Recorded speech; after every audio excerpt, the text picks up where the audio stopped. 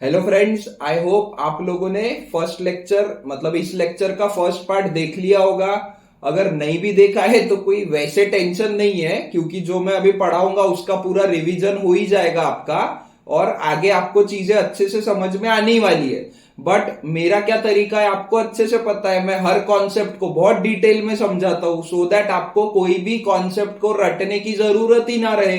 आपको हर चीज अच्छे से समझ में आ जाए। तो अगर आपकी इच्छा है तो आप वो लेक्चर अभी भी देख सकते हो, उसके बाद ये पार्ट भी देखो। और अगर आपको वो लेक्चर स्किप करना है तो कोई टेंशन नहीं है, बट फिर भी देख लेना।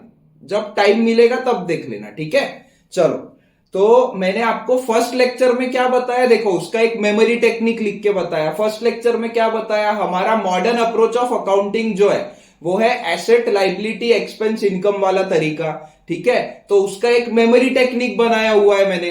तो ये एक अकाउंट है। अब अकाउंट में देखो, सबसे पहले हमारा ध्यान यहाँ पे डेबिट पे जाता है, उसके बाद क्रेडिट पे जाता है ना। अकाउंट में पहले ध्यान डेबिट पे जाता है, बाद में ध्यान क्रेडिट पे जाता है। अब अगर हम लोग ABCDEFGHIJKL ऐसा पूरा लिखे, ABCD अगर हम बोले तो पहले दो अल्फाबेट्स कौन से हैं, ए और ई। तो एसेट और एक्सपेंस, ठीक है। ए और ई ये पहले आते हैं। तो एसेट और एक्सपेंस में बेटा डेबिट बैलेंस होता है, और एल और आई जो है ये बाद में आते हैं। तो इसमें बेटा क्रेडिट बैलेंस होता है। अब ये मैंने जस्ट एक सोच के मेमोरी टेक्निक बनाई हुई है आप लोगों के लिए। इसका वास्तविकता से कोई संबंध नहीं है, ऐसा कोई लॉजिक नहीं है, ठीक है। ये जस्ट एक मेमोरी टेक्निक है कि कैसे याद रखना, क्योंकि बच्चों को जल्दी याद नहीं होता है। तो ABCDEFGHIJKL जब हम बोलते हैं तो ए और ई पहले आता है, तो डेबिट बैलेंस रहेगा एसेट और एक्सपेंस में।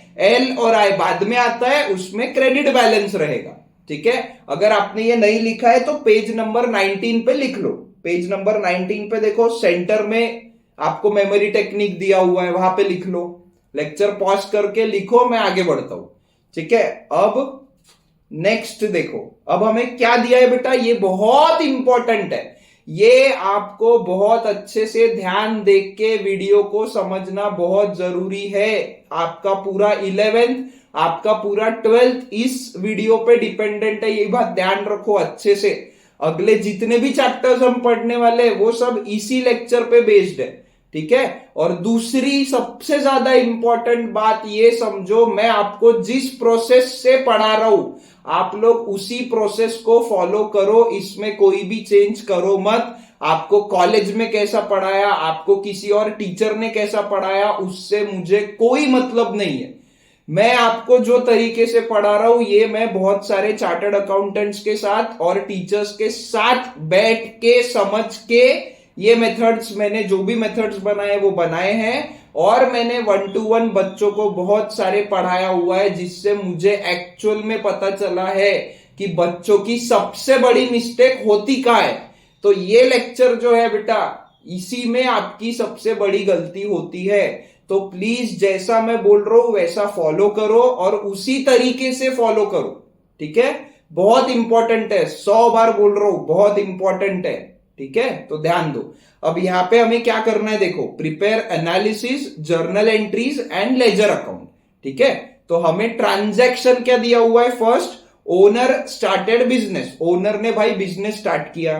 Capital contribution made in cash ₹3 lakh, और उसने क्या किया बेटा, बिजनेस में कैपिटल इन्वेस्ट किया ₹3 लाख, और किस फॉर्म में, कैश के फॉर्म में। तो लेफ्ट में हमेशा हमारा बिजनेस रहेगा, क्योंकि अभी हम किसकी अकाउंटिंग कर रहे हैं, बिजनेस की अकाउंटिंग कर रहे हैं। और एंटिटी कौन होता है, वो पर्सन जिसकी हम अकाउंटिंग कर रहे हैं। तो हमारा एंटिटी है बिजनेस। तो हमें हर ट्रांजैक्शन को, हर इवेंट को बिजनेस के पॉइंट ऑफ व्यू से समझना है। तो लेफ्ट में है बिजनेस, राइट में है ओनर, ब्रैकेट में पर्सन।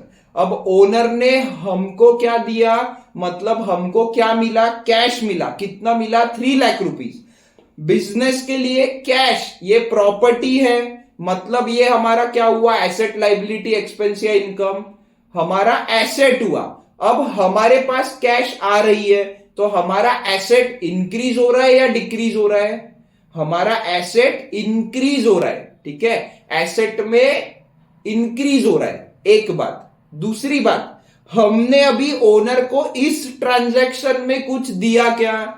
कुछ नहीं दिया, मतलब देना बाकी है। देना बाकी है तो उसके ऊपर हम अमाउंट लिख देंगे 3 लाख रुपीज। और अब देना बाकी है तो ये क्या हुआ? रिसीवेबल या पेएबल? पेएबल हुआ, मतलब लाइबिलिटी हुआ। और अभी हमसे हम रिसीव कर रहे हैं, देना बाकी है, तो हमारी लाइबिलिटी इंक्रीज हो जाएगी। ये आपको पेज नंबर 20 पे लिखना है बेटा। लेफ्ट में लिखो बिजनेस, राइट में लिखो ओनर, ब्रैकेट में पर्सन। हमारे पास क्या आया? कैश आया, प्रॉपर्टी है ये ब्रैकेट में, पी मतलब 3 लाख रुपीज एसेट इंक्रीज हुआ, पहले ये लिखो। उसके बाद हमने कुछ भी नहीं दिया, मतलब देना बाकी है तो उसके सिर के ऊपर लिख दिया 3 लाख रुपए देना बाकी है और लाइबिलिटी इंक्रीज हो गई। पहले दोनों पर्सन कौन है वो आपको समझना है। हम ये जो दो पर्सन है हमारे बीच में क्या एक्सचेंज हो रहा है, क्या आ रहा है क्या जा रहा है वो समझना है पहले, ठीक है। उसके बाद में फिर लेना देना बाकी है क्या वो ऊपर लिखना है, ठीक है। तो यहां पे मुझे बताओ बिजनेस के बुक्स में दो अकाउंट कौन से रहेंगे बेटा? एक रहेगा कैश अकाउंट 3 लाख रुपीज और एक रहेगा ओनर का capital account 3 lakh rupees. Capital account क्यों? क्योंकि ओनर इन्वेस्ट कर रहा है, हमको पैसा मिल रहा है, तो कैपिटल अकाउंट। ओनर जब लेके जाएगा तब ड्रॉइंग्स अकाउंट, ठीक है। अब कैश क्या है? हमारा एसेट है जो इंक्रीज हो रहा है, हमने यहीं पे लिख दिया है ऑलरेडी। एसेट इंक्रीज हो रहा है, लाइबिलिटी इंक्रीज हो रहा है, पहले ही लिख दो। तो cash account 3 lakh rupees amount है, एसेट इंक्रीज हो रहा है। अब एसेट में कौन सा बैलेंस होता है बताओ? मैंने आपको अभी बताया, एसेट और एक्सपेंस में डेबिट बैलेंस होता है, लाइबिलिटी और इनकम में क्रेडिट बैलेंस होता है। एबीसीडी अगर हम पूरा बोलेंगे तो ए और ई पहले आता है, उसमें डेबिट बैलेंस, एल और आई बाद में आता है, उसमें क्रेडिट बैलेंस। एसेट में कौन सा बैलेंस होता है? Debit balance. और अभी एसेट इंक्रीज हो रहा है, मतलब हमें डेबिट बैलेंस को इंक्रीज करना है। तो बेटा जब हमें किसी बैलेंस को इंक्रीज करना होता है तब हम लोग सेम साइन यूज करते हैं, और जब हमें किसी बैलेंस को डिक्रीज करना होता है तब हम लोग अपोजिट साइन यूज करते हैं। सिंपल सी चीज है ना भाई, कुछ अलग है क्या? कुछ डिफिकल्ट है क्या? किसी चीज को बढ़ाना है तो सेम साइन, किसी चीज को घटाना है तो अपोजिट साइन, ठीक है। सो हमें क्या करना है? कैश अकाउंट एसेट है जो इंक्रीज हो रहा है, एसेट में डेबिट बैलेंस होता है, हमें उसको इंक्रीज करना है इसलिए हम डेबिट कर देंगे। और कैपिटल अकाउंट ये हमारी लाइबिलिटी है जो इंक्रीज हो रही है क्योंकि पैसा देना बाकी है, तो लाइबिलिटी इंक्रीज हो रही है। लाइबिलिटी में बेटा क्रेडिट बैलेंस होता है और ये क्रेडिट बैलेंस को हमें इंक्रीज करना है तो सेम साइन यूज कर देंगे, मतलब क्रेडिट कर देंगे, ठीक है। सिंपल है। देखो बिजनेस है, ओनर है, हमको पैसा मिला, मतलब हमारा कैश नाम का जो एसेट है उसका बैलेंस बढ़ा, ठीक है। और पैसा देना बाकी है तो हमारी लाइबिलिटी है, क्योंकि पेएबल है तो वो भी बढ़ गया लाइबिलिटी। तो यहाँ पे दो अकाउंट है, cash account 3 lakh rupees, capital account 3 lakh rupees. Cash हमारी प्रॉपर्टी है, मतलब हमारा एसेट है, रियल अकाउंट है, एसेट इंक्रीज हो रहा है। डेबिट बैलेंस होता है एसेट में जिसको हमें इंक्रीज करना है तो हम लोग सेम साइन यूज करेंगे। फिर कैपिटल अकाउंट, लाइबिलिटी इंक्रीज हो रही है, लाइबिलिटी में क्रेडिट बैलेंस होता है जिसको हमें इंक्रीज करना है तो हम क्रेडिट कर देंगे। ये लिख लो बेटा पेज नंबर 20 पे जो आपको वो दो बॉक्सेस दिए हुए, ठीक है। तो अब देखो, अब इससे क्या है? अब इससे बनेगा बेटा, ये तो अपना वर्किंग नोट है, आपको पेपर में मेन आंसर में ये नहीं लिखना है, ठीक है। ये तो हमारा सिर्फ वर्किंग नोट है। अब मेन आंसर क्या रहेगा कि भाई एक तो जर्नल बनाओ और उससे लेजर पोस्टिंग करो। तो जर्नल कैसे बनता है? देखो, कैश अकाउंट को क्या करना है? हमें डेबिट करना है, ये हमें समझा। कैपिटल अकाउंट को क्या करना है? क्रेडिट करना है, ये हमें समझा, ठीक है। अब आपको जो लिखना है ना बेटा वो इस टाइप से लिखना है, इतना पूरा एसेट, लाइबिलिटी, डेबिट, क्रेडिट पूरा मत लिखो, सीधा सिंपल लिखो। एसेट इंक्रीज हो रहा है तो एईएल है, एसेट एक्सपेंस लाइबिलिटी इनकम, ठीक है। तो एसेट इंक्रीज हो रहा है, डेबिट बैलेंस होता है तो डीआर डॉट लिख दो, इंक्रीज करना है इसलिए डेबिट। लाइबिलिटी का एल लिख दो, इंक्रीज हो रहा है। क्रेडिट बैलेंस होता है, इंक्रीज करना है इसलिए क्रेडिट, ऐसा लिख दो। सिंपल ऐसा ही लिखना है, पूरा लिखते नहीं बैठना है, ठीक है। तो बेटा देखो, अब हमें जर्नल एंट्री बनाना है। हमें क्या समझा? कैश अकाउंट को डेबिट करना है, कैपिटल अकाउंट को क्रेडिट करना है। तो जर्नल एंट्री मतलब क्या होता है कि भाई अकाउंटिंग के लैंग्वेज में लिखो। पहले तो वो जो ट्रांजैक्शन हुआ है उसको अकाउंटिंग के लैंग्वेज में लिखो। तो अकाउंटिंग का लैंग्वेज क्या है? डेबिट एंड क्रेडिट लैंग्वेज है। जैसे कंप्यूटर का लैंग्वेज क्या है? जीरोस एंड वंस है ना। 0 और 1 की लैंग्वेज होती है कंप्यूटर की लैंग्वेज। हम जो भी टाइप करते हैं वो कंप्यूटर को 0 और 1 में ट्रांसलेट होके जाता है, फिर वो उसका पूरा प्रोसेसिंग करके हमें आउटपुट देता है। ठीक है, तो ये है बेटा अकाउंटिंग की लैंग्वेज में लिखना है हमें, तो उसको बोलते हैं जर्नल एंट्री। तो हम क्या लिखेंगे? Cash account debit 3 lakh rupees debit amount column में, to capital account 3 lakh rupees credit amount column में। ये मैंने एक्सप्लेनेशन लिखा है, ये आपको लिखना नहीं है, मेन आंसर में ये नहीं लिखना होता है। अभी आप प्रैक्टिस कर रहे हो तब आपको लिखना है तो लिख लो, क्योंकि इससे क्या होता है बेटा, आपके ना कॉन्सेप्ट्स एकदम क्लियर हो जाते हैं। मेन आंसर में नहीं लिखना है, मेन आंसर में डेबिट भी यहां नहीं लिखना है, डेबिट यहां लिखना है। ठीक है, मेन आंसर जो रहेगा उसमें ऐसा कैश अकाउंट डेबिट एकदम एंड में आएगा, और कैपिटल अकाउंट के पहले, मतलब जब भी आप क्रेडिट शुरू कर रहे हो तो उसके पहले ऐसी थोड़ी सी गैप देनी होती है हमें। ठीक है, क्यों ऐसा? क्योंकि यहां पे तो 2 ही अकाउंट है, लेकिन हो सकता है किसी जर्नल एंट्री में 10 अकाउंट है, तो डेबिट का कहां से शुरू हुआ और कहां खत्म हुआ, मतलब जैसे ये सारे अकाउंट है डेबिट वाले। ठीक है, ये डेबिट है, ये डेबिट है, ये डेबिट है, ये डेबिट है।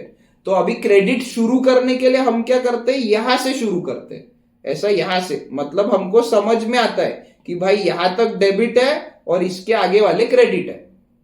ठीक है, इतना समझा क्या? और दूसरी बात, यहां पे हमें ऐसा क्रेडिट लिखने की जरूरत नहीं है। ठीक है, अभी के लिए फिलहाल ऐसा लिख लो, बट मेन आंसर में कैसे लिखते हैं वो भी मैंने बता दिया। अब ये क्या हो गया बेटा? Journal entry.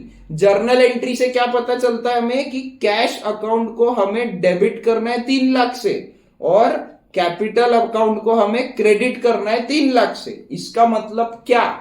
इसका मतलब ये कि हमें कैश अकाउंट ओपन करना पड़ेगा और कैपिटल अकाउंट ओपन करना पड़ेगा, क्योंकि ये फर्स्ट जर्नल एंट्री है, फर्स्ट लेजर है, तो हमें अकाउंट नए ओपन करना है। आपको वो पेज नंबर 20 पे ऑलरेडी दिए हुए, आपको ड्रॉ नहीं करना है। बट रियल लाइफ में क्या होता है, जर्नल एंट्री से लेजर में हमें अकाउंट ओपन करने हैं। ठीक है, अब यहां पे क्या दिया है बॉस कि कैश अकाउंट को क्या करना है, हमें कैश अकाउंट को डेबिट करना है। बेटा ये वाला स्टेप सबसे इंपॉर्टेंट है, जहां सारे बच्चे 12th में बहुत ज्यादा गलतियां करते हैं, 11th में भी करते हैं, प्लीज ध्यान दो।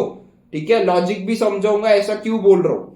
कैश अकाउंट में क्या करना है? डेबिट करना है 3 लाख रुपीज। तो हम क्या करेंगे? कैश अकाउंट के डेबिट साइड के अमाउंट कॉलम में 3 लाख रुपीज लिख देंगे। क्या करेंगे?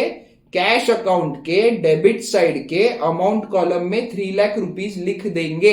इससे क्या होगा? कैश अकाउंट डेबिट हो जाएगा। जैसे ही हमने अमाउंट लिखा वैसे ही कैश अकाउंट डेबिट हो गया। ठीक है, दूसरी बात है, अब कैपिटल अकाउंट में क्या करना है? हमें क्रेडिट करना है। तो कैपिटल अकाउंट के क्रेडिट साइड के अमाउंट कॉलम में हम लोग 3 लाख रुपीज लिख देंगे। इससे क्या हुआ? देखो यहां पे क्या बोला था भाई, कैश अकाउंट को डेबिट करो और कैपिटल अकाउंट को क्रेडिट करो। तो हमने क्या किया? कैश अकाउंट के डेबिट साइड के अमाउंट कॉलम में अमाउंट लिख दिया, इससे कैश अकाउंट डेबिट हो गया। और कैपिटल अकाउंट के क्रेडिट साइड के अमाउंट कॉलम में अमाउंट लिख दिया, तो इससे क्या हुआ? कैपिटल अकाउंट क्रेडिट हो गया। ठीक है, देखो जो हम बोल रहे वो ही हम यहां कर रहे हैं कि कैश अकाउंट को डेबिट करो और कैपिटल अकाउंट को क्रेडिट करो, तो वो हमने कर दिया। अब क्या करना है बेटा? देखो अब यहां पे क्या है ना, ये कैश डेबिट क्यों हुआ ये समझ में आ रहा है क्या? और ये कैपिटल क्रेडिट क्यों हुआ ये समझ में आ रहा है क्या? तो ये समझने के लिए हम लोग क्या करते हैं, डेबिट वाले अकाउंट में क्रेडिट वाले अकाउंट का नाम लिखते हैं और क्रेडिट वाले अकाउंट में डेबिट वाले अकाउंट का नाम लिखते हैं, क्रॉस रेफरेंस के लिए। तो हम यहां पे लिखेंगे टू कैपिटल अकाउंट और यहां लिखेंगे बाय कैश अकाउंट। अगर मैंने ये नहीं भी लिखा तो भी अकाउंटिंग एकदम परफेक्ट हो गई, क्योंकि कैश अकाउंट डेबिट होना चाहिए था, कैपिटल अकाउंट क्रेडिट होना चाहिए था। अमाउंट लिखने से एकदम परफेक्ट अकाउंटिंग हो गई। लेकिन ये लिखने से समझ में आता है कि भाई कैश अकाउंट डेबिट क्यों हुआ, क्योंकि कैपिटल ओनर ने पैसा दिया, और कैपिटल अकाउंट क्रेडिट क्यों हुआ, क्योंकि ओनर ने हमें कैश दिया। तो ओनर कैश भी दे सकता है, बैंक भी दे सकता है, कोई और एसेट भी दे सकता है, बहुत सारी चीजें दे सकता है। तो यहाँ पे लिखने से क्लियर होता है कि भाई उसने एक्चुअल में दिया क्या है। बट इंपॉर्टेंट क्या है बेटा, सबसे इंपॉर्टेंट है अमाउंट। ये डेबिट और क्रेडिट अमाउंट बराबर जानी चाहिए। अब ऐसा क्यों बोल रहा हूं कि पहले अमाउंट लिखो बाद में ये नाम वाम पे बाद में जाओ, ऐसा क्यों बोल रहा हूं समझो। अब यहां पे क्या लिखा है बेटा, ये टू कैपिटल अकाउंट और यहां पे बाय कैश अकाउंट। अब मुझे बताओ, अगर मैंने ये टू और ये बाय नहीं भी लिखा, नहीं लिखा मैंने टू और बाय, तो उससे कुछ फर्क पड़ गया क्या? इंफॉर्मेशन कुछ अलग मिल रही है क्या ये टू और बाय लिखने से और नहीं लिखने से? कुछ अलग पता चल रहा है क्या? यहां से भी समझ में आ रहा है कि भाई देखो, ये कैश अकाउंट डेबिट हुआ 3 लाख से क्योंकि कैपिटल ओनर ने पैसा दिया, और कैपिटल अकाउंट क्रेडिट हुआ 3 लाख से क्योंकि उसने हमको कैश दिया। तो टू और बाय लिखने से एक्चुअल में कुछ फर्क पड़ रहा है क्या? कुछ भी फर्क नहीं पड़ रहा है, वो बस एक लिखने का तरीका है, इसलिए हम लोग लिखते हैं। ठीक है, फर्क कुछ नहीं पड़ रहा है। लेकिन बच्चों का ध्यान पता है सबसे पहले कहां रहता है? ये जो टू और बाय सबसे यूजलेस चीजें है ना बेटा, जिसका कोई मतलब नहीं है, वहां सबसे पहले ध्यान रहता है अपना। ये एक्चुअल में होता है। हाँ, मैंने बहुत सारे बच्चों को देखा है कि ये टू लिखना कि बाय लिखना, उसी में कंफ्यूजन में रहते हैं। पहली बात। दूसरी बात, अब हम कर क्या रहे देखो, कैपिटल अकाउंट में डेबिट कर रहे 3 लाख रुपीज, लेकिन हम क्या करते हैं बेटा, पहले ये टू कैपिटल अकाउंट लिखते हैं। हम क्या कर रहे हैं, कैश अकाउंट में डेबिट कर रहे हैं, लेकिन हम बोल रहे हैं कैपिटल अकाउंट। तो इससे क्या होता है, बहुत सी बार ये हमें लगता है, क्योंकि हम बोल रहे कुछ और कर रहे कुछ और। बोल क्या रहे, कैपिटल अकाउंट बोल रहे, लेकिन कैश अकाउंट में डेबिट कर रहे। तो इससे क्या होता है, बहुत सी बार आप ये क्रेडिट इफेक्ट देना भूल जाते हो, या फिर आप कंफ्यूजन में रहते हो। तो बॉस कंफ्यूजन में रहो ही मत ना, एक बार फिर से दिखाता हूं। देखो, कंफ्यूजन होने का काम ही नहीं है। कैश अकाउंट डेबिट करना है, कैपिटल अकाउंट क्रेडिट करना है, ये हमको जर्नल एंट्री से पता चल गया। अभी हम एक अकाउंट ओपन करेंगे कैश अकाउंट, दूसरा अकाउंट ओपन करेंगे कैपिटल अकाउंट। अब हमें क्या बोला है, कैश अकाउंट को डेबिट कर दो 3 लाख रुपए से।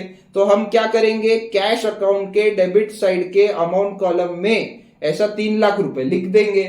और दूसरा क्या बोला है हमें, कैपिटल अकाउंट को बॉस क्रेडिट कर दो 3 लाख रुपए से।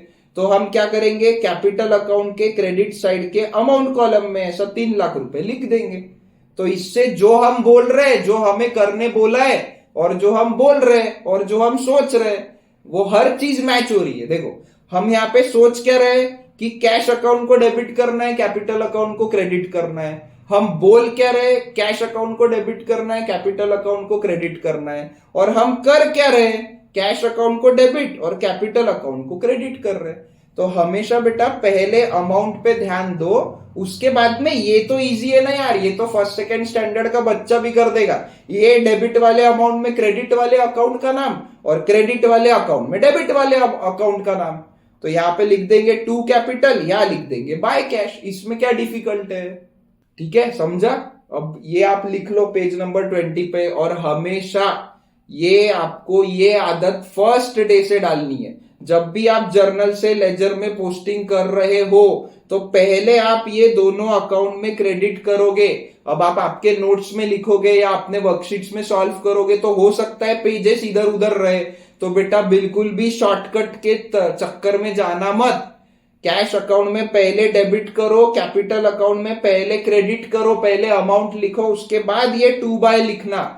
नहीं तो 12th में सच में बहुत प्रॉब्लम जाएगी, क्योंकि 12th में मैक्सिमम जगह पे आपको जर्नल लेजर लेजर का तो बहुत ही ज्यादा यूज होता है। ठीक है, तो अगर यहां पे आपकी गड़बड़ है तो बेटा सभी गड़बड़ है। ठीक है, बहुत बोल रहा हूं मैं, ये चीज पे बहुत एम्फोसिस दे रहा हूं, क्योंकि बेटा एक्चुअल में बहुत इंपॉर्टेंट है। और इतनी सिंपल सी चीज को बच्चे बहुत कॉम्प्लिकेट करके रखते हैं, और उसके वजह से उनको लाइफ लॉन्ग प्रॉब्लम जाती है। वो मेरे बच्चों को, मेरे स्टूडेंट्स को नहीं जानी चाहिए। इसलिए मैं स्टार्टिंग का ये जो बेस आपका बना रहा हूं, इस पे इतना टाइम दे रहा हूं। नहीं तो मुझे क्या है, मैं तो फटाफट पढ़ा के खत्म कर दूं। बट मुझे ये चाहिए कि आप लोग लाइफ में सच में बहुत ज्यादा सक्सेसफुल बनो, जिसके लिए आपके ये सिंपल से बेसिक्स क्लियर रहे। ठीक है, चलो अब नेक्स्ट देखते हैं। नेक्स्ट क्या है बेटा, cash deposited in bank, page number 21 पे। तो लेफ्ट में बिजनेस है, राइट में बैंक है। हमने बैंक को क्या दिया, हमने बैंक को कैश दिया। अब हमने बैंक को कैश दिया, कैश हमारा एसेट है, वो बढ़ रहा है या कम हो रहा है? हम बैंक को कैश दे रहे हैं तो हमारा एसेट रिड्यूस हो रहा है, तो लिख देना पड़ेगा वहां पे एसेट कम हो रहा है। और हमारा बैंक बैलेंस बढ़ रहा है या कम हो रहा है?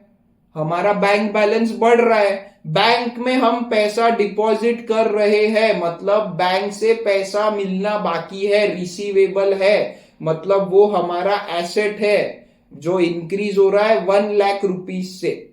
समझा क्या?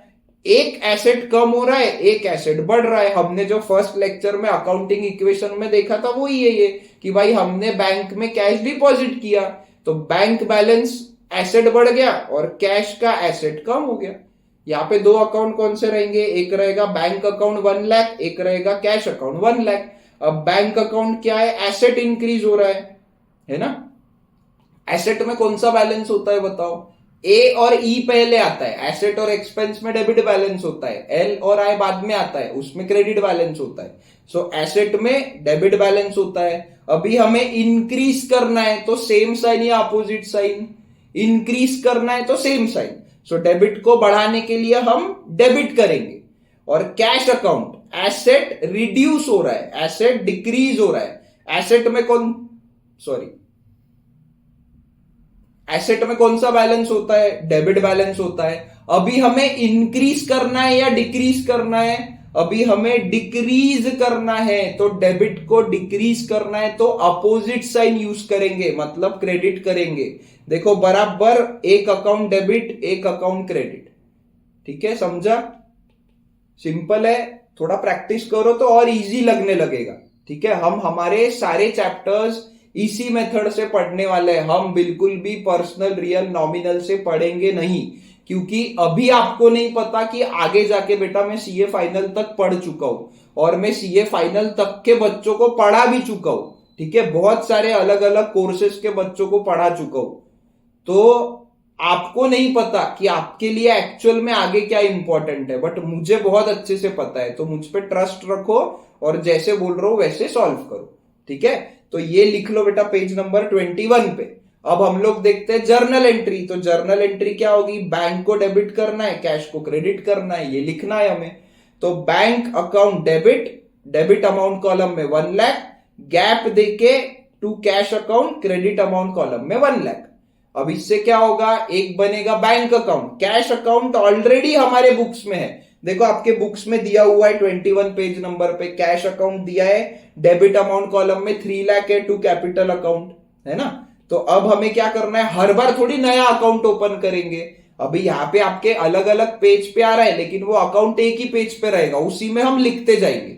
कैश से रिलेटेड जितनी भी चीजें वो हम एक ही बार कैश अकाउंट ओपन करेंगे और उसमें एक के नीचे एक हम लिखते जाएंगे। ठीक है, तो अभी क्या करना है? बैंक अकाउंट को डेबिट करना है 1 लाख रुपीज से। तो बोलो क्या करेंगे? आपको हमेशा ऐसा पूरा बोलना है, बैंक अकाउंट के डेबिट साइड के अमाउंट कॉलम में 1 लाख रुपीज लिखेंगे। कैश को क्या करना है? क्रेडिट करना है, तो कैश अकाउंट के क्रेडिट साइड के अमाउंट कॉलम में 1 लाख रुपीज हम लिखेंगे। इससे क्या हुआ? बैंक अकाउंट बराबर डेबिट हो गया, कैश अकाउंट बराबर क्रेडिट हो गया। अब क्या करेंगे? दिमाग बंद करेंगे और क्रॉस रेफरेंस के लिए डेबिट वाले अकाउंट में क्रेडिट वाले अकाउंट का नाम और क्रेडिट वाले अकाउंट में डेबिट वाले अकाउंट का नाम। ये तो बेटा फर्स्ट स्टैंडर्ड का स्टूडेंट भी कर लेगा, इधर उधर नाम क्रॉस रेफरेंस के लिए, क्योंकि समझ में आएगा कि बैंक डेबिट क्यों हुआ? कैश के वजह से। तो यहां लिखेंगे टू कैश अकाउंट, और कैश क्रेडिट क्यों हुआ? बैंक के वजह से, तो यहां लिखेंगे बाय बैंक अकाउंट। लिख लो पेज नंबर 21 पे। अब नेक्स्ट देखो, रिसीव्ड कमीशन ₹50,000। रिसीव्ड कमीशन ₹50,000 मतलब लेफ्ट में बिजनेस, राइट में सर्विस रिसीवर। क्यों लिख रहा हूं? पर्सन भी लिखोगे तो चलेगा। देखो ये राइट वाले पर्सन का नाम कभी ध्यान में नहीं आया तो सीधे पर्सन लिख दिया करो। ठीक है, अब मुझे बताओ रिसीव्ड कमीशन, कमीशन हमको मिला, मतलब ऐसा पेपर पे कमीशन लिख के मिला क्या? नहीं, हमें क्या मिला? हमें पैसा मिला। पैसा मिला ना, कैश मिला 50,000 रुपए। कैश हमारा एसेट है, हमारे पास कैश आ रहा है तो क्या होगा? एसेट इंक्रीज हो जाएगा। अब मुझे बताओ भाई, रियल लाइफ में बिजनेस में कोई ऐसे ही 50,000 रुपए दे देगा क्या हमको? नहीं देगा। क्यों दिया इसने हमको 50,000? क्योंकि हमने इसका कोई तो भी काम करके दिया। अब हमने इसका जो काम करके दिया उसको कमीशन ये नाम बोलते हैं। ठीक है, हमारे पास पैसा आया और हमने उसका काम करके दिया, हमने उसका काम किया इसीलिए हमारे पास पैसा आया ना भाई, है ना? तो इस पर्सन से कुछ लेना देना बाकी है क्या? कुछ भी लेना देना बाकी नहीं है। हमने जितने अमाउंट का काम किया उतना अमाउंट हमको कैश में मिल गया। ठीक है, अब ये कमीशन की सर्विस हमने दी है जिसके बदले में हमको पैसा मिला है, तो ये हमारा क्या है? इनकम है जो इंक्रीज हो रहा है। ठीक है, हमने आगे वाले का काम करके दिया ना, तो अपना इनकम हो गया। अब पैसा अभी मिल रहा है कि आगे जाके मिलेगा उससे मतलब नहीं रहता है। हम लोग मर्केंटाइल सिस्टम ऑफ अकाउंटिंग को फॉलो करते हैं, वो मैं आपको बाद में समझाऊंगा। फिलहाल के लिए इतना ही समझो कि हमने अगर किसी का काम कर दिया तो बदले में पैसा तुरंत मिला या नहीं मिला वो हमारी इनकम हो गई, क्योंकि हमने काम करके दे दिया, मतलब अपनी इनकम में वो आना चाहिए। और वही अगर हमें कोई चीज मिली है, जैसे हमने रेंट पे जगह ली है, ठीक है, तो वो अपना खर्चा हो गया, हमने पैसा दिया या आगे देने वाले वो मतलब नहीं है। रेंट पे जगह ले लिया ना, अपने को बेनिफिट मिल गया ना, तो अपना खर्चे में डाल दो। ठीक है, तो वो होता है मर्केंटाइल सिस्टम ऑफ अकाउंटिंग। फिलहाल के लिए वापिस यही आ जाओ। रिसीव्ड कमीशन, हमको पैसा मिला क्योंकि हमने काम करके दिया, एक एसेट बढ़ा, एक इनकम बढ़ा। Cash account 50,000, commission received account 50,000। देखो मैं क्या करता हूं बेटा, सीधा अकाउंटिंग करते टाइम ही नाम ही ऐसा लिख दो कि एक्सपेंस है या इनकम है, डाउट ही नहीं होना चाहिए। कमीशन रिसीव्ड मतलब इनकम है ना, डाउट ही नहीं होता है। सिर्फ कमीशन बोलेंगे तो क्या एक्सपेंस भी हो सकता है, इनकम भी हो सकता है, उससे अच्छा कमीशन रिसीव्ड ही लिख दो ना सीधे सीधे। ठीक है, अब कैश अकाउंट का analysis. Cash account asset increase हो रहा है, एसेट को इंक्रीज करना है, एसेट में डेबिट बैलेंस होता है, इंक्रीज करना है इसलिए सेम साइन मतलब debit. Commission received account, income increase हो रहा है, इनकम में क्रेडिट बैलेंस होता है, इंक्रीज करना है मतलब सेम साइन मतलब क्रेडिट। पेज नंबर 22 पे लिख लो बेटा ये। ठीक है, तो कैश अकाउंट को हमें डेबिट करना है, कमीशन रिसीव्ड अकाउंट को हमें क्रेडिट करना है। सो जर्नल एंट्री पास करेंगे पहले, तो जर्नल एंट्री होगी cash account debit, debit amount column में 50,000, to commission received account credit amount column में 50,000। ठीक है, एक कैश अकाउंट ऑलरेडी ओपन किया हुआ है, कमीशन रिसीव्ड अकाउंट नया ओपन करेंगे। अब हमें क्या करना है, कैश अकाउंट में डेबिट करना है 50,000। सो कैश अकाउंट के डेबिट साइड के अमाउंट कॉलम में पहले 50,000 लिखेंगे। कमीशन रिसीव्ड अकाउंट में हमें क्रेडिट करना है 50,000। कमीशन रिसीव्ड अकाउंट के क्रेडिट साइड के अमाउंट कॉलम में 50,000 रुपीज लिखेंगे। इससे क्या हुआ, कैश अकाउंट डेबिट हो गया और कमीशन रिसीव्ड अकाउंट क्रेडिट हो गया। अब लिटरली दिमाग बंद करो, बिल्कुल दिमाग मत लगाओ। क्या करना है, क्रॉस रेफरेंस के लिए इधर का नाम उधर, उधर का नाम इधर। तो कैश अकाउंट में लिख दो to commission received account, commission received account में लिख दो भाई कैश अकाउंट। मैं फिर से बोल रहा हूं, जैसे स्टेप्स बोल रहा हूं स्टेप बाय स्टेप वैसी आदत अभी से डालो, नहीं तो आगे बहुत प्रॉब्लम जाएगी। कैश अकाउंट को डेबिट करना है 50,000 से, कमीशन रिसीव्ड अकाउंट को क्रेडिट करना है 50,000 रुपए से। तो हम क्या करेंगे, कैश अकाउंट के डेबिट साइड के अमाउंट कॉलम में अमाउंट लिख देंगे, कमीशन रिसीव्ड अकाउंट के क्रेडिट साइड के अमाउंट कॉलम में अमाउंट लिख देंगे। इससे कैश अकाउंट डेबिट हो गया, कमीशन अकाउंट क्रेडिट हो गया। अब दिमाग बंद करके इधर का नाम उधर, उधर का नाम इधर चिपका दो, खत्म करो। ठीक है, ठीक है। अब आ जाओ, ये इतना लिख लिया क्या बेटा, पेज नंबर 22 पे लिखना है। अब पेज नंबर 23 पे आ जाओ, लास्ट ट्रांजैक्शन है हमारा। Paid salary by cheque ₹36,000। Left में बिजनेस, राइट में हमारा एम्प्लॉय, हमारी स्टाफ। इसको हमने क्या दिया, चेक से पेमेंट किया, मतलब हमने इसको हमारा बैंक बैलेंस उसको ट्रांसफर कर दिया। हमारा बैंक बैलेंस उसको ट्रांसफर कर दिया, चेक से पेमेंट हो गया, तो बैंक का बैलेंस बढ़ेगा या कम होगा। हम बिजनेस है, हमको बिजनेस के पॉइंट ऑफ व्यू से सोचना है। तो बिजनेस का जो बैंक अकाउंट है उसमें से बैलेंस कम हो जाएगा। ये हमारा एसेट है और वो डिक्रीज हो रहा है, एसेट कम हो जाएगा। हमने इसको फ्री में पैसा दिया क्या बताओ? हमने इसको फ्री में पैसा दिया क्या? नहीं। क्यों दिया पैसा? क्योंकि इसने हमारे यहां पे काम किया, इसने हमको सर्विस दी है, इसने हमारे यहां काम किया और उस सर्विस को सैलरी बोलते हैं। ये पेमेंट किया उसको सैलरी नहीं बोलते। पेड सैलरी मतलब क्या? हमने बैंक से पेमेंट किया क्योंकि उसने हमारे लिए काम किया। ठीक है,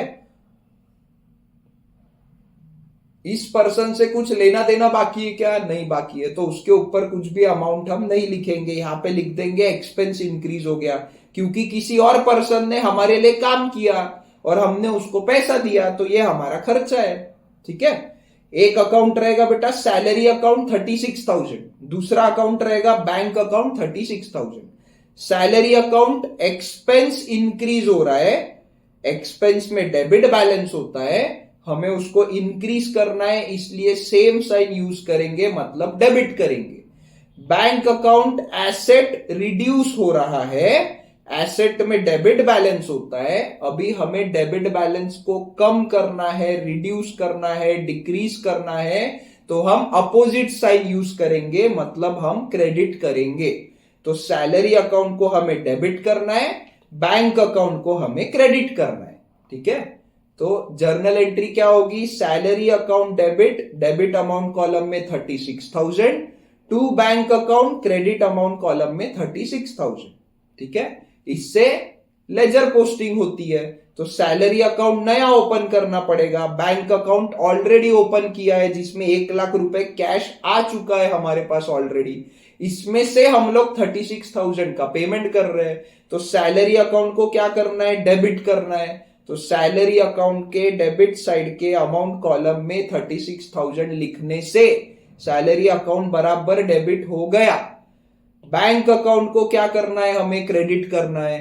तो बैंक अकाउंट के क्रेडिट साइड के अमाउंट कॉलम में 36,000 जब लिखेंगे तब बैंक अकाउंट क्रेडिट हो गया। देखो हम जो बोल रहे हैं वही हम कर रहे हैं। सैलरी अकाउंट को डेबिट करना है ऐसा बोल रहे हैं, तो सैलरी अकाउंट के डेबिट साइड के अमाउंट कॉलम में अमाउंट लिख रहे, डेबिट भी बराबर कर रहे हैं। बैंक अकाउंट को क्रेडिट करना है बोल रहे हैं, तो बैंक अकाउंट के क्रेडिट साइड के अमाउंट कॉलम में बराबर अमाउंट लिख रहे, तो बराबर कर रहे, जो बोल रहे वही कर रहे। अब दिमाग बंद करके डेबिट में क्रेडिट वाले का नाम, मतलब यहां लिख देंगे to bank account, bank account में क्रेडिट में बाय सैलरी अकाउंट, क्रेडिट वाले का नाम, सॉरी डेबिट वाले का नाम, डेबिट में क्रेडिट वाले का नाम, क्रेडिट में डेबिट वाले का नाम। इसमें क्या अलग चीज है क्या? कुछ अलग है क्या? कुछ भी नहीं है, सिंपल सी चीज है। ठीक है, समझा क्या बेटा? इतना एकदम सिंपल है। पेज नंबर 23 पे लिखना है आपको ये। तो अब बेटा नेक्स्ट है पेज नंबर 24, नहीं पहले आ जाओ आप लोग पेज नंबर 19 पे आ जाओ। पेज नंबर 19 पे ये बेटा जो आपका पेज नंबर 19 है ये सबसे ज्यादा इंपॉर्टेंट पेज है। क्यों?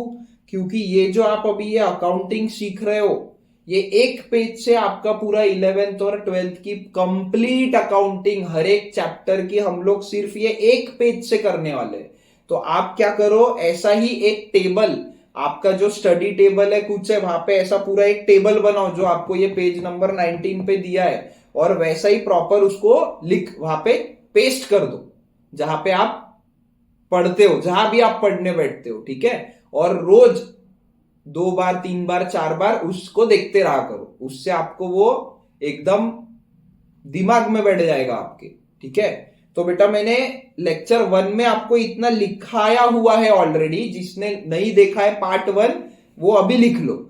पर्सनल अकाउंट में 2 चीजें होती है, पेएबल रिसीवेबल। किसी पर्सन को पैसा देना बाकी है या तो किसी पर्सन से पैसा लेना बाकी है। तो पेएबल है मतलब लाइबिलिटी है, पैसा देना बाकी है। रिसीवेबल है मतलब एसेट है, पैसा लेना बाकी है। रियल अकाउंट हमेशा प्रॉपर्टी रहेगी, हमेशा एसेट रहेगा। नॉमिनल अकाउंट एक्सपेंस रहेगा या तो इनकम रहेगा, तो एक्सपेंस का ई, इनकम का आय, ये हमने लिखा। अब asset, liability, expense, income. Liability में कौन सा बैलेंस होता है बताओ? ए और ई पहले आता है उसमें डेबिट बैलेंस होता है, एल और आई बाद में आता है उसमें क्रेडिट बैलेंस होता है। लाइबिलिटी में क्रेडिट बैलेंस रहेगा, अब हमने जो ये 4 ट्रांजैक्शन देखे, जर्नल लेजर बनाया, उससे हमको क्या समझा? देखो, क्रेडिट बैलेंस है लाइबिलिटी में, अगर हमें किसी लाइबिलिटी को इंक्रीज करना है तो हम सेम साइन यूज करेंगे, मतलब उसको हम क्रेडिट कर देंगे। और वही अगर हमें किसी लाइबिलिटी को डिक्रीज करना है तो लाइबिलिटी में क्रेडिट बैलेंस होता है, हम अपोजिट साइन यूज करेंगे, मतलब डेबिट कर देंगे। सिंपल सी चीज है। लाइबिलिटी में क्रेडिट बैलेंस होता है, अगर हमें लाइबिलिटी को बढ़ाना है तो सेम साइन मतलब क्रेडिट। लाइबिलिटी में क्रेडिट बैलेंस होता है, अगर हमें लाइबिलिटी को डिक्रीज करना है तो अपोजिट साइन मतलब डेबिट करेंगे। एसेट में डेबिट बैलेंस होता है, अगर हमें एसेट में डेबिट बैलेंस है और एसेट को इंक्रीज करना है तो हम सेम साइन यूज करेंगे, मतलब हम डेबिट करेंगे। और अगर हमें किसी एसेट को डिक्रीज करना है तो एसेट में डेबिट बैलेंस होता है, अपोजिट साइन यूज करेंगे, क्योंकि हमें डिक्रीज करना है तो हम क्रेडिट करेंगे। देखो बेटा, कुछ भी ये डिफिकल्ट नहीं है, सिंपल लॉजिक है कि भाई लाइबिलिटी है तो क्रेडिट बैलेंस है, अब उसको अगर बढ़ाना है तो क्रेडिट करो, कम करना है तो डेबिट करो। एसेट है, डेबिट बैलेंस है, अगर उसको बढ़ाना है तो डेबिट करो, कम करना है तो क्रेडिट करो, सेम साइन अपोजिट साइन, क्या डिफिकल्ट है? फिर रियल अकाउंट प्रॉपर्टी है हमारी, कोई एसेट होता है, डेबिट बैलेंस होता है, अब अगर हमें किसी एसेट को बढ़ाना है तो सेम साइन मतलब डेबिट करेंगे, और हमें किसी एसेट को कम करना है तो अपोजिट साइन मतलब क्रेडिट करेंगे। एसेट में डेबिट बैलेंस होता है, इंक्रीज करना है तो डेबिट कर दो, डिक्रीज करना है तो क्रेडिट कर दो। एक्सपेंस में डेबिट बैलेंस होता है, अगर इंक्रीज करना है तो सेम साइन मतलब डेबिट, और अगर एक्सपेंस को डिक्रीज करना है, डेबिट बैलेंस को डिक्रीज करना है तो अपोजिट साइन मतलब क्रेडिट। ठीक है, सिंपल है। मतलब क्या? एक्सपेंस में डेबिट बैलेंस होता है, किसी एक्सपेंस को इंक्रीज करना है तो डेबिट करना है, किसी एक्सपेंस को डिक्रीज करना है तो क्रेडिट करना है। इनकम में कौन सा बैलेंस होता है? क्रेडिट बैलेंस होता है। क्रेडिट बैलेंस को इंक्रीज करना है तो सेम साइन मतलब क्रेडिट, और क्रेडिट बैलेंस को डिक्रीज करना है तो अपोजिट साइन मतलब डेबिट। ठीक है, तो ये बेटा आपको लिखना है पेज नंबर 19 पे। अब ये जो पूरा इतना टेबल है, इसकी एक समरी जल्दी से समझा देता हूं। तो हमने क्या देखा? 2 चीजें भाई, डेबिट है और क्रेडिट है। तो डेबिट में क्या होता है? जब भी हमें किसी एसेट को इंक्रीज करना होता है, मतलब क्या, हमें डेबिट बैलेंस को इंक्रीज करना है तो हम डेबिट करते हैं। डेबिट और क्या होता है? एक्सपेंस को इंक्रीज करना है, एक्सपेंस में डेबिट बैलेंस होता है, उसको इंक्रीज करना है तब डेबिट कर देंगे। मतलब एसेट और एक्सपेंस में डेबिट बैलेंस है तो इंक्रीज करना है तो सेम साइन मतलब डेबिट कर देंगे। अब क्रेडिट की बात करते हैं, तो लाइबिलिटी को अगर हमें इंक्रीज करना है तो लाइबिलिटी में क्रेडिट बैलेंस होता है, उसको इंक्रीज करना है तो सेम साइन मतलब क्रेडिट करेंगे। और इनकम में क्रेडिट बैलेंस होता है, उसको इंक्रीज करना है, मतलब ही क्रेडिट को इंक्रीज करना है, तब भी क्रेडिट कर देंगे। इतना समझा क्या? एसेट और एक्सपेंस में डेबिट बैलेंस होता है, अगर उसको इंक्रीज करना है तो डेबिट करना पड़ेगा। लाइबिलिटी और इनकम में क्रेडिट बैलेंस होता है, उसको इंक्रीज करना है तो क्रेडिट करना पड़ेगा। अब इसके अलावा डेबिट में और 2 चीजें आती है, कौन सी? हमें अगर किसी लाइबिलिटी को डिक्रीज करना है, लाइबिलिटी में क्रेडिट बैलेंस है जिसको डिक्रीज करना है, तब भी हम डेबिट करते हैं, क्योंकि लाइबिलिटी को कम करना है, मतलब क्रेडिट को अपोजिट साइन डेबिट करना पड़ेगा। इनकम को रिड्यूस करना है तो क्रेडिट को रिड्यूस करना है, मतलब डेबिट करना है। लाइबिलिटी और इनकम में क्रेडिट बैलेंस होता है, कम करना है तो अपोजिट साइन यूज करेंगे, मतलब डेबिट करेंगे। सिंपल से लॉजिक है। ठीक है, चाहिए तो ये लेक्चर को फिर से 10 बार देख लेना, लेकिन जब तक आपको ये लॉजिक क्लियर नहीं होता तब तक आप प्लीज आगे के लेक्चर पे नहीं जाओगे। वापिस बोल रहा हूं, ये आपका 11th और 12th का सबसे इंपॉर्टेंट वीडियो है, सबसे इंपॉर्टेंट लेक्चर है। अच्छे से देखो, 10 बार देखो, कोई प्रॉब्लम नहीं, अच्छे से समझ लो, पूरा ग्रास्पिंग होने दो, उसके बाद ही आगे बढ़ना। सारे चैप्टर्स आगे के 11th के और सारे चैप्टर्स 12th के इसी पे डिपेंडेंट है। ये एक पेज, ये आधा पेज है एक्चुअली, है ना, पेज नंबर 19 का आधा पेज अगर आपका क्लियर हो गया तो आगे के चैप्टर्स आप बेटा 3-3, 4-4 दिन में खत्म कर दोगे। 2-2 दिन में भी चैप्टर्स खत्म होते हैं। ठीक है, बहुत इजी है आगे का, इतना समझ लो बस। अब क्रेडिट पे आ जाओ, तो भाई एसेट को रिड्यूस करना है तो डेबिट को रिड्यूस करना है, तब हम क्रेडिट करते हैं। और एक्सपेंस को रिड्यूस करना है मतलब ही डेबिट को रिड्यूस करना है, तब भी हम क्रेडिट करते हैं, है ना। मतलब क्या, एसेट एक्सपेंस को बढ़ाना है या फिर लाइबिलिटी इनकम को घटाना है तब डेबिट, और लाइबिलिटी इनकम को बढ़ाना है या एसेट एक्सपेंस को घटाना है तब क्रेडिट। बस ये इतनी सी चीज है बेटा, इतना सा, ये एक लाइन याद रखने के लिए आपको बहुत प्रैक्टिस करनी पड़ती है, तब जाके इतना याद होता है। और इतना जब याद करना, समझ जाना, जब आप एक्चुअली, मेरे ना बेटा ये खून में है ऐसा बोलूंगा मैं अभी, क्योंकि मैं इतने अच्छे से और मुझे बहुत प्रैक्टिस करने के बाद ये समझा है कि बॉस ये एक लाइन सबसे ज्यादा इंपॉर्टेंट है, ठीक है। तो मैं आपको जब बार बार बोल रहा हूं तो कुछ तो इंपॉर्टेंस होगा। तो आप लोग इसको अब अच्छे से लिख लो, पेज नंबर 19 पे अच्छे से लिख लो, और इसको अच्छे से ग्रास्प करो, अच्छे से समझो, 2 बार 3 बार 4 बार सच में देखो बेटा, क्योंकि ये बहुत ज्यादा इंपॉर्टेंट है, ठीक है। अब हम नेक्स्ट लेक्चर में क्या करेंगे, आगे के क्वेश्चंस करेंगे। प्रैक्टिकल प्रॉब्लम नंबर 2 है पेज नंबर 24 पे, ठीक है, वो हम सॉल्व करेंगे।